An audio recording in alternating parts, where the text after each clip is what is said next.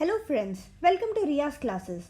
आज के सेशन में हम पढ़ेंगे about the topic coercion of the Indian contract act 1872।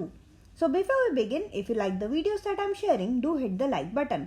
Do share your comments to let me know you find all this useful for your studies.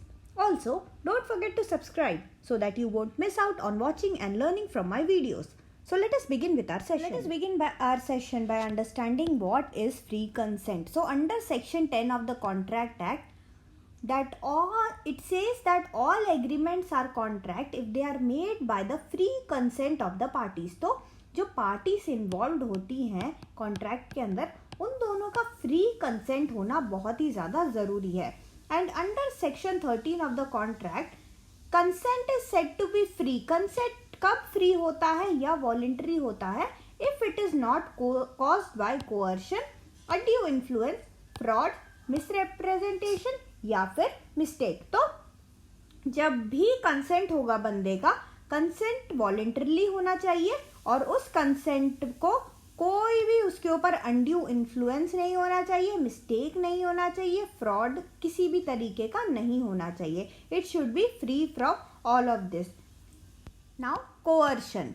Whenever a person is compelled to enter into a contract by the use of force or by the other party or under a threat, it is known as coercion. तो कभी भी आप किसी बंदे से ज़बरदस्ती उसको अगर कॉन्ट्रैक्ट में एंटर कराओगे अनलॉफुल तरीके से, बाय यूज ऑफ फोर्स या फिर कुछ डरा धमका के उसे, बाय यूज ऑफ थ्रेट, तो that will be known as coercion.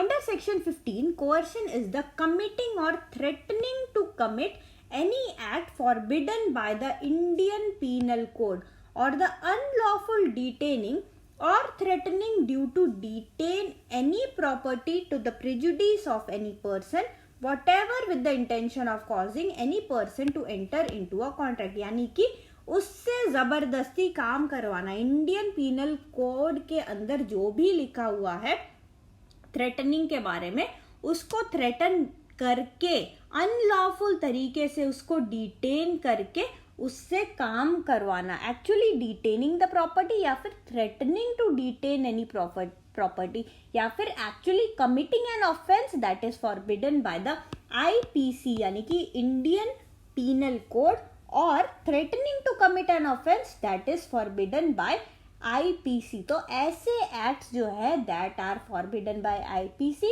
और ऐसे अनलॉफुल डिटेंशन ऑफ प्रॉपर्टी, इन दोनों को करना क्या होगा? ये कोअर्शन कहलाएगा. थ्रेटन करना किसी को, जबरदस्ती आप किसी से कॉन्ट्रैक्ट नहीं करवा सकते. सो प्रॉपर्टीज ऑफ कोअर्शन की अगर हम बात करें, it is to prevent an act of that is forbidden by the Indian penal code. तो जैसे कि मैंने पहले ही बताया, कोई भी ऐसा काम नहीं करना है जो कि आईपीसी में फॉरबिडन है. The threat to commit an act that is forbidden by the Indian penal code. तो थ्रेट भी आप नहीं दे सकते जो कि फॉरबिडन है बाय द आईपीसी.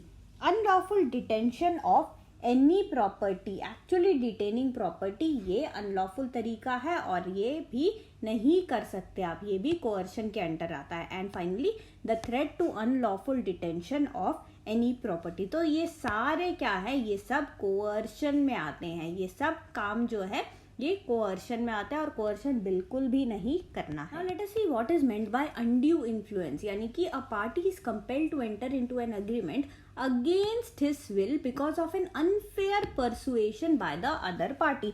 तो दो पार्टीज होती हैं जो एग्रीमेंट में, उसमें एक पार्टी क्या करती है, कुछ अनफेयर तरीके से परसुएड करती है, that is against this other parties will. तो ऐसे अगर उसको जबरदस्ती से किसी परसुएशन, अनड्यू अनफेयर परसुएशन के अंडर उसको अपने विल के अगेंस्ट आप काम करा रहे हो, तो that will be known as undue influence. Under section 16 of this act क्या बोलता है? A contract is said to be induced by undue influence where the relations subsisting between the parties are such that one of the parties is in position to dominate the will of the other and uses that position to obtain an unfair advantage over the other. तो इस case में क्या होगा? जो दो parties है उनमें से एक पार्टी जो है वो डोमिनेंट होगा और वो अपनी चलाएगा, वो अपना विल चलाएगा अपने पोजीशन से वो क्या करेगा, अपने पोजीशन का, अपने सुपीरियर पोजीशन का वो अनड्यू फायदा उठाएगा और दूसरे के विल के अगेंस्ट उससे काम कराएगा. So that will be known as undue. Some of the examples of undue influence include religious gurus and chelas, doctor and patient relation, lawyer and client relation, parent and child relation, and finally trustee and the beneficiary relation. So these are some of the examples of undue influence where you can see the existence of undue influence. Now let us see the difference between coercion and undue influence. तो पहला difference रहेगा regarding the governing section. जो coercion होता है, the provisions regarding coercions are given under section 15, while that governing undue influence is given under section 16. अगर second हम meaning की बात करें तो कोअर्शन का मतलब होता है यहाँ पे फिजिकल फोर्स यूज होता है.